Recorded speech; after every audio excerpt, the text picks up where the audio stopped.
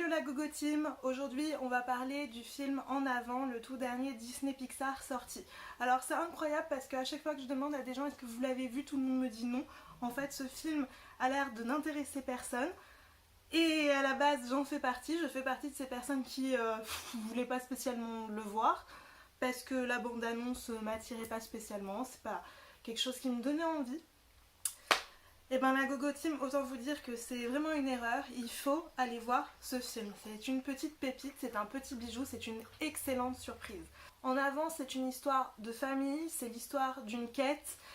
C'est un film qui m'a tout simplement bouleversée. C'est un film extrêmement triste, c'est un film sur le deuil. Comme souvent chez Disney Pixar, en fait, souvent les films parlent de mort et de comment on se relève d'un décès, comment on arrive à surmonter ces épreuves-là. Sauf que là, c'est traité de façon extrêmement directe, extrêmement dure parfois.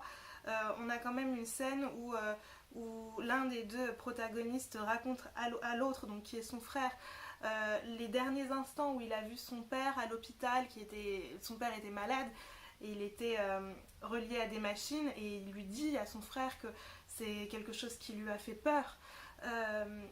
Et même si on ne le voit pas, on ne voit pas cette scène-là, on ne voit pas le père relié à des machines à l'hôpital, mais il le raconte.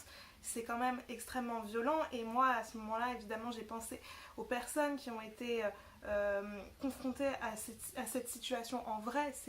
C'est dur, c'est vraiment très dur. C'est un film qui donne envie de pleurer, c'est un film et pourtant très très beau, très poétique. Ce qui est extrêmement intelligemment fait dans ce film, je trouve, c'est la façon dont le scénario est travaillé et dont les personnages sont travaillés. C'est souvent ce que j'ai regretté ces dernières années dans tous les films sortis, c'est que finalement, notamment chez Disney, hein, indépendamment de Pixar, Disney travaille beaucoup le graphisme, le côté visuel, ils en mettent des caisses, et finalement le scénario et les personnages sont peu ou pas assez en tout cas travaillés. Là chez Pixar c'est tout le contraire, on est plus sur un film qui travaille à fond, en profondeur, les caractères des personnages, leur histoire et le scénario. Et pour par contre tout l'aspect graphique, tout l'aspect visuel, et ben là ils n'en font pas des caisses. Et finalement moi je préfère ça.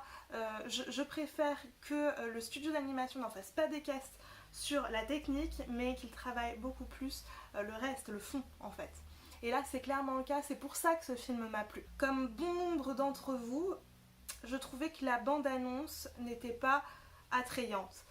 Je me suis dit mais dans quel univers Disney Pixar est en train de nous envoyer. On est quand même dans un univers très fantastique, avec des elfes, avec des dragons, avec des personnages.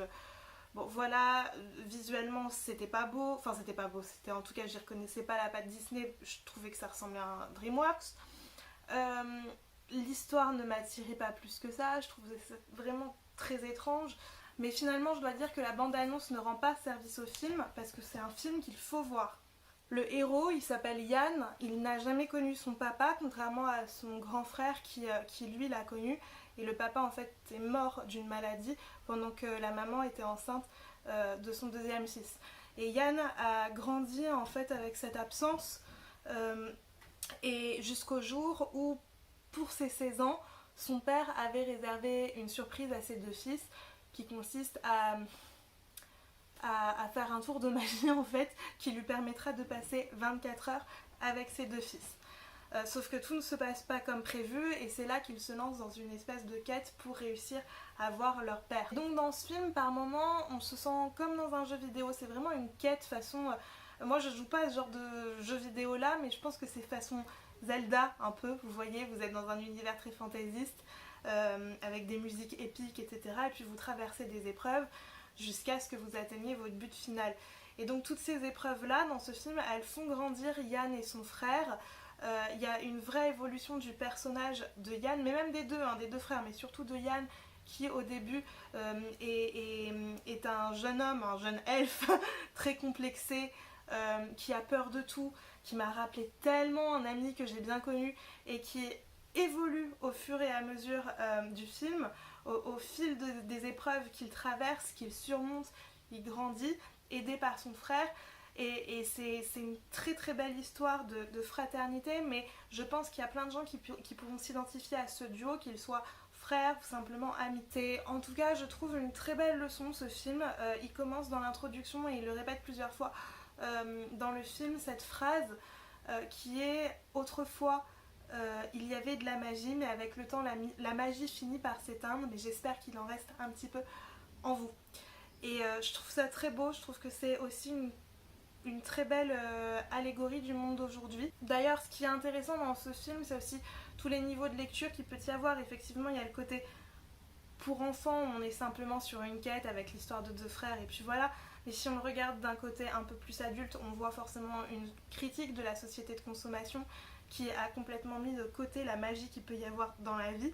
C'est aussi une très belle leçon d'amour, qui fait que forcément on s'interroge sur la relation qu'on entretient avec les gens qui nous sont proches. C'est aussi un peu d'une certaine façon une leçon sur le deuil, voilà, sur comment surmonter l'absence, comment grandir même quand on a des failles. Donc voilà, à tout point de vue, à tout niveau, je trouve que c'est un très beau film qui mérite d'être vu. Il est clairement sous-coté. C'est un film coup de cœur que je vous invite à aller voir, vous l'aurez compris. Voilà la Gogo Team. Si vous avez vu ce film, j'attends vos commentaires, dites-moi ce que vous en avez pensé. Et en tout cas, n'oubliez pas que tout a commencé par une souris.